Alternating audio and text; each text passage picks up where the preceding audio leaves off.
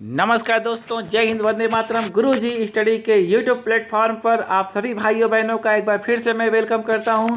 दोस्तों, जो भाई बहन मेरे चैनल को पहली बार देख रहे हैं वो मेरे चैनल को अभी लाइक और सब्सक्राइब करें, ठीक है।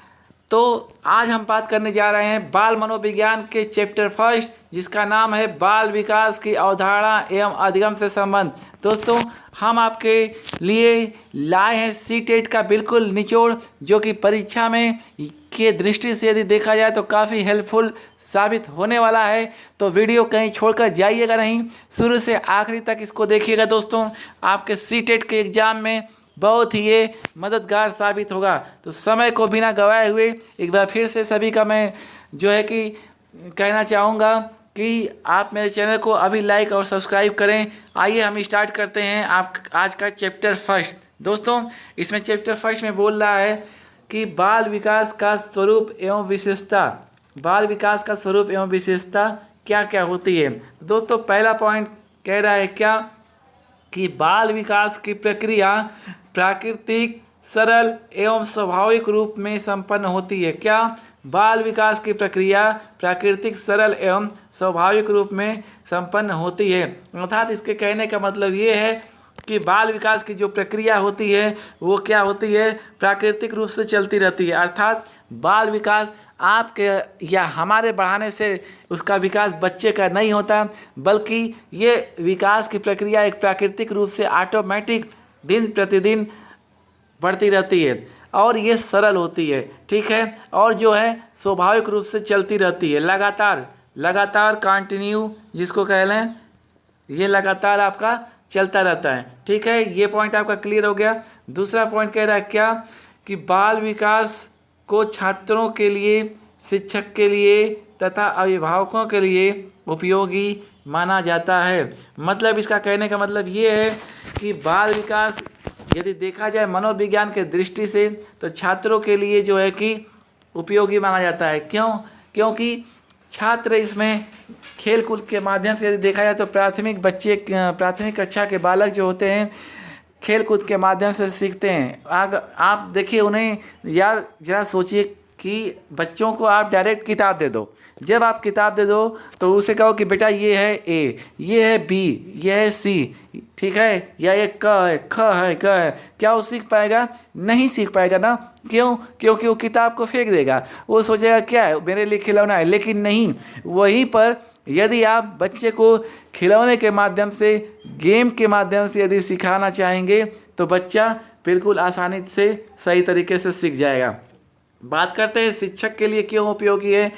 मनोविज्ञान एनसीएफ के अनुसार ये कहा गया है, मनोविज्ञान में एनसीएफ भी कहता है कि शिक्षक को जो है कि अपनी शिक्षा बालकों को कैसे देनी चाहिए। क्या मार कर आप देंगे? क्या डंडे से देंगे? क्या उसे रट्टू तोता बना के पढ़ाएंगे? नहीं ना। इसलिए शिक्षक के लिए अनिवार्य कहा गया है या उपयोगी माना जाता है। अभिभावकों के लिए यदि देखा जाए तो अभिभावक के लिए मनोविज्ञान की उपयोगिता क्यों मानी गई है? इसलिए क्योंकि अभिभावक जो हैं बालक को सही दिशा अगर चाहे तो घर से दे सकते हैं। यदि कहने का मतलब कि बच्चा यदि कोई गलती कर रहा है तो आप उसे मारेंगे नहीं, बल्कि समझाएंगे कि बेटा नहीं, ये गलत चीज़ है, इसे ना करो। आप ऐसे तो समझा नहीं सकते कि बल्कि क्या करेंगे, आप उसे ये कहेंगे कि देखो बेटा, ये अगर आप काम करोगे तो फलां चीज़ को चोट पहुंचेगी या फलां चीज़ जो है कि तुमसे रूठ जाएगा। तो बालक को जो है कि उसका दोस्त बनाकर यदि आप बताएंगे तो बालक जो है कि उस चीज़ को जल्दी समझ जाएगा, ठीक है। अगला चीज़ देखते हैं, आपका थर्ड पॉइंट क्या कहता है कि विकास की प्रक्रिया में आवश्यक परिवर्तन देखा जाता है। विकास की प्रक्रिया में आवश्यक परिवर्तन देखा जाता है। ये परिवर्तन शारीरिक कार्य एवं व्यवहार आदि में देखा जाता है। बिल्कुल, क्योंकि देखिए दोस्तों, जो विकास की प्रक्रिया है जो है कि वो जरूरी होती है। सबके जीवन में विकास का परिवर्तन देखा जाता है कि नहीं देखा जाता है। और ये जो परिवर्तन होता है शारीरिक कार्य के रूप से देखा जाए या व्यवहारिक रूप में देखा जाए, दिन प्रतिदिन यानी देखा जाए तो ये क्या होता है, बदलता रहता है। ओके, बहुत अच्छे। अगला पॉइंट कह रहा है दोस्तों कि बाल विकास जो है कि एक निश्चित प्रक्रिया के रूप में स्वीकार किया जाता है, क्योंकि उनमें मानकों का निर्धारण करके विकास स्तर ज्ञात किया जाता है। बिल्कुल, क्योंकि बाल विकास जो होता है एक निश्चित क्रम में, मैंने पहले ही बता दिया कि बाल विकास आपका एक निश्चित क्रम में बढ़ता रहता है। ठीक है, जैसे कहा जाता है कि बच्चा जो है कि शुरुआती दिनों में कितने शब्द सीखता है, बच्चा जो है विकास देखा जाता है क्या, क्योंकि जैसे देखा जाए तो बालक जो है शुरुआती दिनों में क्या होता है, बालक जो है कि पहले यदि देखा जाए तो जब पहले भ्रूण में आता है, ठीक है, फिर जो है कि बालक 9 महीने के बाद पेट से बाहर निकलता है। उसके बाद दिन प्रतिदिन उसका जो है कि शारीरिक विकास बढ़ता जाता है कि नहीं, जब शारीरिक विकास बढ़ता है तो उसका व्यवहार भी दिन प्रतिदिन बढ़ता जाता है। तो ये 3rd पॉइंट आपका हो गया। 4th क्या कहता है, बाल विकास एक निश्चित क्रम के रूप में, ये तो हो गया, ठीक है। तो इस प्रकार से देखा जाए कि बालक का जो है कि विकास एक निश्चित प्रक्रिया के रूप में आपका बढ़ता रहता है। ठीक है, अगला चीज आपका कह रहा है क्या, बाल विकास एक वर्गीकृत प्रक्रिया है, इसमें विकास स्तरों का वर्गीकरण उनके स्वरूप को निर्धारित किया जाता है। ठीक है, मतलब इसके कहने का ये है कि बाल विकास को बाल विकास एक वर्गीकृत प्रक्रिया है। मतलब कि बाल विकास का यदि देखा जाए तो पहले शैशवावस्था में बाल विकास आपका होता है, ठीक है, फिर बाल विकास को आपका बाल्यावस्था में मान कर दिया गया है, फिर आपका वहीं किशोरावस्था में कर दिया गया है। तो ये इस प्रकार से इसको वर्गीकृत किया गया है, ठीक है, और उसके स्वरूप को भी निर्धारित किया जाता है। अर्थात कहने का मतलब ये है, यदि देखा जाए तो शैशवावस्था में क्या कहा जाता है कि बालक को सीखने के लिए उचित वातावरण चाहिए, उसमें निहित गुणों का विकास होता है, जिज्ञासा की संतुष्टि होती है, ये सब क्या है शैशवावस्था में जो है कि शिक्षा का स्वरूप है। यदि बाल्यावस्था की वहीं बात किया जाए तो भाषा ज्ञान पर, बाल्यावस्था में शिक्षा के स्वरूप पर यदि ध्यान दिया जाए तो उसमें क्या होता है, भाषा ज्ञान पर बल दिया जाता है। क्या, भाषा ज्ञान पर आपका बल दिया जाता है, रोचक विषय सामग्री बनाई जाती है, जिज्ञासा की संतुष्टि के लिए, ठीक है, इन सब चीज़ों का ख्याल किया जाता है। किशोरावस्था में यदि शिक्षा के स्वरूप की बात करें तो किशोरावस्था में क्या क्या होता है, आपका स्वस्थ शरीर एवं मन का इसमें विकास होता है, संवेगात्मक विकास होता है, यौन शिक्षा का विकास होता है, ये सब इसके स्वरूप हैं। अब क्लियर हो गया दोस्तों कि स्वरूप से आपका क्या मतलब है, बहुत सही। अगला पॉइंट आपका कह रहा है 6ठा, बाल विकास की प्रक्रिया में विविध का मनोवैज्ञानिक सिद्धांतों, नियमों एवं अनुसंधानों के निष्कर्षों का समावेश होता है, अतः यह मनोवैज्ञानिक प्रक्रिया है। क्या, कि बाल विकास की प्रक्रिया में विविध मनोवैज्ञानिक सिद्धांतों, नियमों एवं अनुसंधानों के निष्कर्षों का समावेश होता है। बिल्कुल होता है। जैसे आपका बाल विकास में यदि देखा जाए तो चाहे वो थांडाइक महोदय हों या वाइगोत्स्की हैं, या तमाम मनोवैज्ञानिकों ने अपना अपना सिद्धांत इसमें दिया है और अनुसंधान भी किए हैं। तो बाल विकास कैसी प्रक्रिया है, एक मनोवैज्ञानिक प्रक्रिया है। कभी भी अगर आपसे आए तो पूछे तो आप यह जानिएगा कि बाल विकास एक कैसी प्रक्रिया है, तो आपकी मनोवैज्ञानिक प्रक्रिया है। अगला पॉइंट आपका क्या 7वां कह रहा है कि बाल विकास में बालकों के विकास स्तर में पर्याप्त अंतर पाया जाता है, अतः यह व्यक्तिगत विभिन्नता के आधार पर संपन्न होने वाली प्रक्रिया है। बिल्कुल, क्योंकि बाल विकास में यदि देखा जाए तो बालक का जो विकास होता है उसमें एक स्तर, एक आयु से दूसरे आयु में जो है कि अंतर पाया जाता है। जैसे आप ही कल्पना करिए कि बालक जब भ्रूण में होता है तो उसका आकृति, उसकी साइज कुछ और होती है।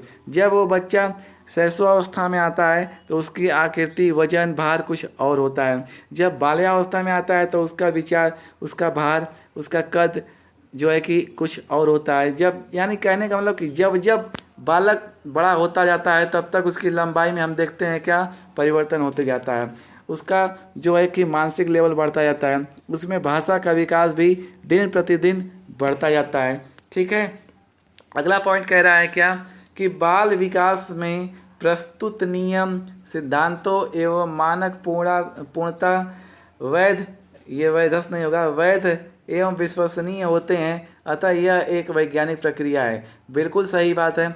मतलब कि बाल विकास में जो भी प्रस्तुत नियम या सिद्धांत दिए गए हैं वह जो है यदि देखा जाए तो पूर्णता के हिसाब से बिल्कुल आपका वैध होता है एवं विश्वसनीय होते हैं। ठीक है, अगली चीज़ यदि देखा जाए, अगला पॉइंट 9वां क्या बोल रहा है कि बाल विकास आधुनिक एवं सामाजिक प्रक्रिया है, क्योंकि इसमें छात्रों के सर्वांगीण विकास के लिए वैज्ञानिक दृष्टिकोण का प्रयोग किया जाता है। बिल्कुल, अब बाल विकास जो हो रहा है वो आधुनिक और सामाजिक प्रक्रिया बिल्कुल बन गया है।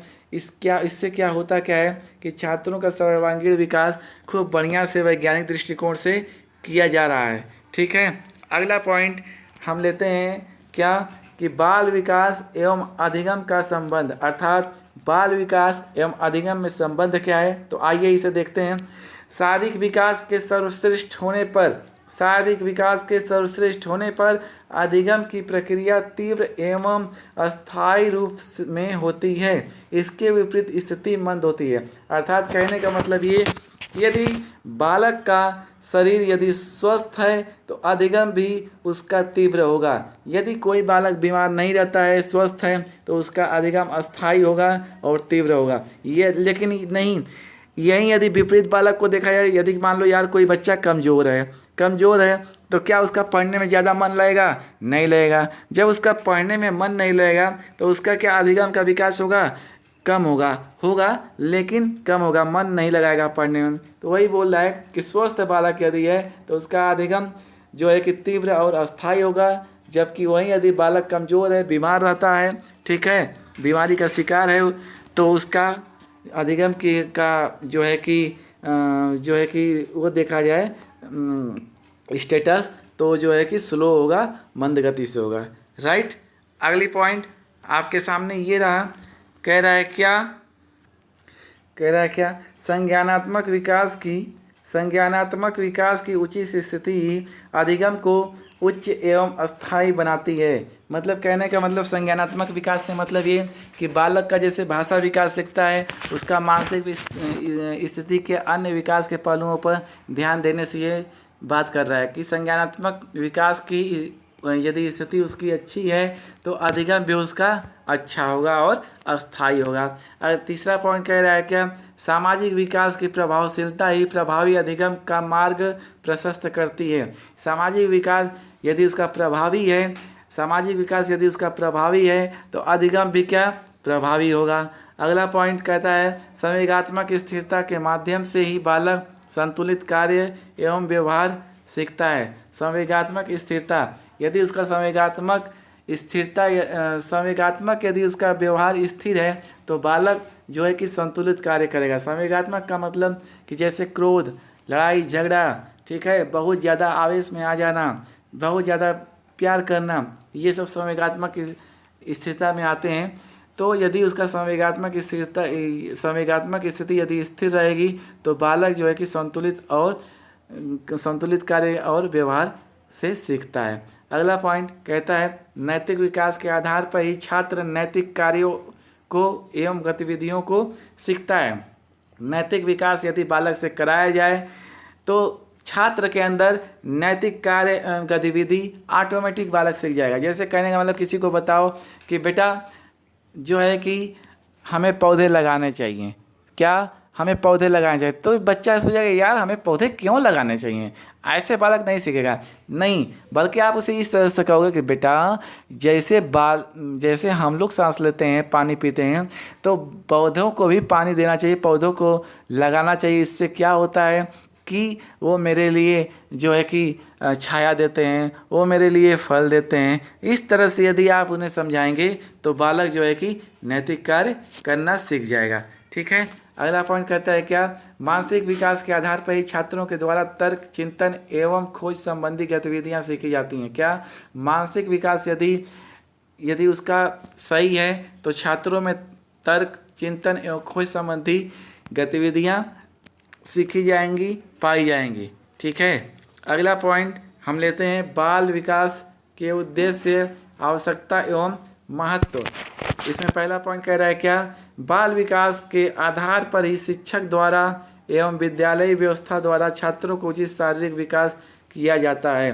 कहने का मतलब ये है यदि बाल विकास की जानकारी, बाल मनोविज्ञान की यदि जानकारी शिक्षक को है, ठीक है, तो विद्यालय की व्यवस्था उसके अनुसार करेगा। छात्रों के लिए शारीरिक विकास के लिए उचित वातावरण का जो है कि वो व्यवस्था करेगा कि बालक के लिए यदि शिक्षा देना है तो कैसे शिक्षा दिया जाए, खेल कूद के माध्यम से शिक्षा दिया जाए, उसे पौष्टिक आहार दिया जाए। इसीलिए आप देखते हैं कि प्राथमिक जो विद्यालय होते हैं, सरकारी विद्यालय जो हैं, उसमें पौष्टिकता की काफ़ी जो है कि ध्यान दिया जाता है। प्रतिदिन जो है कि बच्चों को नया नया भोजन बदल बदल कर खिलाया जाता है। क्यों? क्योंकि इससे उन्हें पौष्टिक आहार मिले और बच्चे का मानसिक और शारीरिक विकास बढ़िया से हो सके।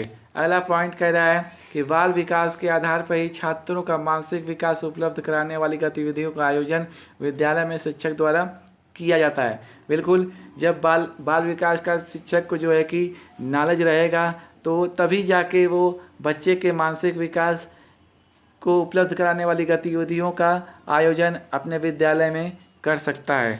ठीक है, अगला पॉइंट लेते हैं। इससे पहले दोस्तों, जो भाई बहन अभी अभी मेरे चैनल पर आए हुए हैं या अब तक जिन्होंने सब्सक्राइब नहीं किया है, वो अपने चैनल गुरुजी स्टडी को अभी आप सब्सक्राइब कर दें।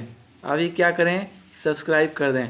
ठीक है, अगली बात दोस्तों कह रहा है क्या कि बाल विकास द्वारा छात्रों में शिक्षण के माध्यम से तथा विद्यालय व्यवस्था के माध्यम से सृजनात्मक विकास किया जाता है। सृजनात्मक विकास का मतलब दोस्तों ये होता है कि बालक जो है कि यदि कोई कार्य दे दिया जाए तो कुछ बालक रचनात्मक कार्य अपने से करते हैं, कुछ नई चीज़ों का निर्माण करते हैं।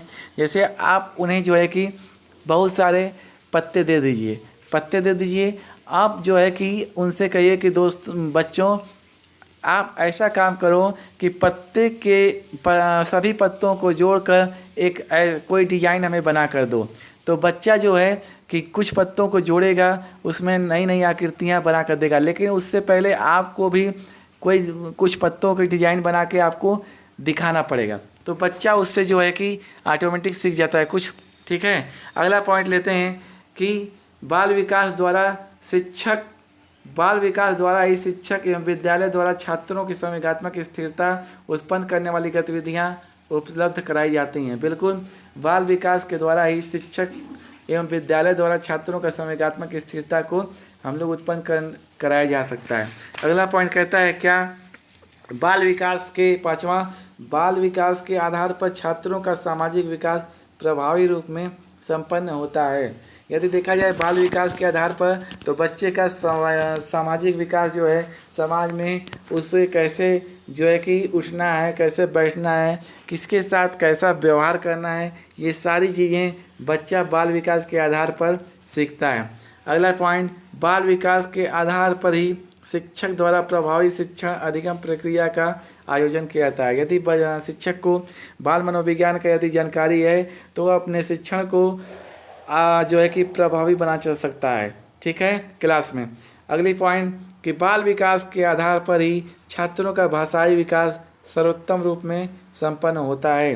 ठीक है, ये आपको चीज़ क्लियर हुआ कि यदि बाल विकास का यदि बाल मनोविज्ञान का टीचर को यदि ज्ञान है तो वह जो है अपने छात्रों का भाषाई विकास खूब जो है कि बढ़िया तरीके से कर सकता है। लास्ट पॉइंट क्या कि बाल विकास के आधार पर ही छात्रों के नैतिकता एवं मानवता का विकास करने वाली गतिविधियां उपलब्ध कराई जाती हैं। बाल विकास यदि जानकारी है टीचर को, अभिभावक को है, तो वह बालक को क्या है, नैतिक बना सकता है एवं मानवता का विकास उसमें कर सकता है। नैतिकता कैसे आप सिखाएंगे? आप उसे, जैसे बालक कोई किसी का पेन चुरा लेता है, किसी का कोई क्लास में रबड़ चुरा लेता है, तो आप उसे समझाएं कि बेटा नहीं, ये चीज़ चुरा जाता है, यदि तुम चुरा लोगे तो अगला तुम्हारा दोस्त कैसे लिखेगा। इस तरह से उसके नैतिक शिक्षा का हम लोग जो है कि उसे शिक्षा देकर उसमें नैतिकता का विकास कर सकते हैं। तो दोस्तों, आज का क्लास आपको कैसा लगा? यदि अच्छा लगा तो आप ज़रूर कमेंट में लिखिएगा।